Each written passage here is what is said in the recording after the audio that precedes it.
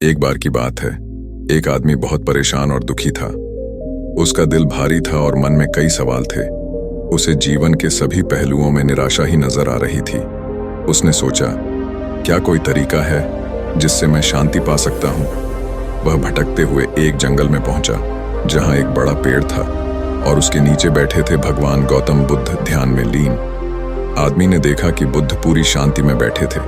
वह उनके पास गया और बोला, भगवान, मेरी जिंदगी में बहुत परेशानी है।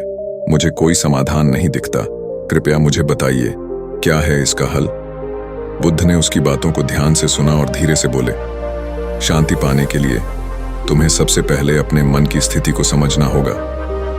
बुद्ध ने कहा, तुम्हारा मन एक झील की तरह है। जब झील की सतह शांत होती है तो उसकी छाया स्पष्ट होती है, लेकिन जब वह हिलती है तो सब कुछ धुंधला हो जाता है। ठीक वैसे ही जब तुम्हारा मन अशांत होता है तो तुम्हें सही दिशा नहीं मिलती। आदमी ने विचार किया, तो इसका मतलब मुझे अपने मन को शांत करना होगा। बुद्ध ने एक कहानी सुनाई। एक बार एक आदमी को एक तीर लग गया। वह बहुत दुखी था और उसके दोस्त उसे घेर कर पूछने लगे, तुम्हें तीर किसने मारा? वह तीर किस धातु का था? वह तीर कैसे आया? तुम्हें क्या लगता है, क्या इन सवालों के जवाब से उसका दर्द कम हो सकता था? आदमी समझ नहीं पाया। नहीं, शायद नहीं।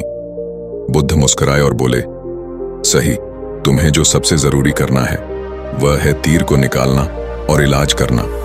हमारी परेशानियों का समाधान तब तक नहीं हो सकता जब तक हम उन्हें स्वीकार नहीं करते। तो क्या इसका मतलब है कि दुख हमारी जिंदगी का हिस्सा है? आदमी ने धीरे से पूछा। हाँ, बुद्ध बोले, दुख हमारे जीवन का एक हिस्सा है, लेकिन उसे सहन करने का तरीका ही सब कुछ है। जब तुम अपनी इच्छाओं और अटैचमेंट्स को छोड़ दोगे तब तुम शांति पा सकोगे। बुद्ध ने कहा, जब तुम अतीत में रहोगे या भविष्य की चिंता करोगे तब तुम्हारे मन में शांति नहीं आ सकती। केवल वर्तमान में जीने से ही तुम सच्ची शांति पा सकते हो।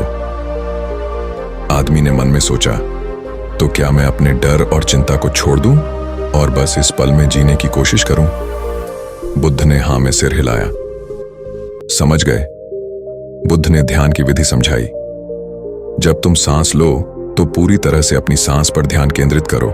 इसे धीरे धीरे लो और छोड़ो। हर बार जब तुम्हारा मन भटके उसे वापस अपनी सांस पर लाओ। इस तरह से तुम अपने मन को शांत कर सकते हो। आदमी ने ध्यान करना शुरू किया और उसे महसूस हुआ कि उसकी चिंताएं धीरे धीरे कम हो रही थीं। आखिरकार आदमी को समझ में आ गया कि उसके दुख की असली वजह उसकी इच्छाएं और अटैचमेंट्स थे।